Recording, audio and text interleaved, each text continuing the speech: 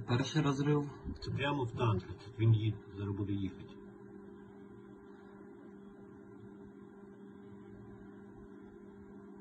Он він поїхав, димить.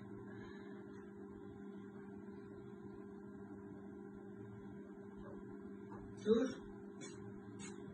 Чекай, Серега. Да.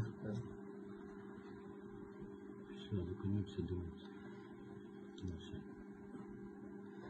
Он він став.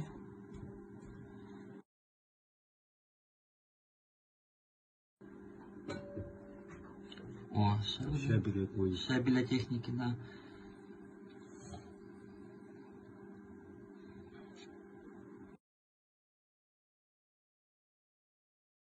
Зараз біля БМП одної в 3 метрах впаде 152.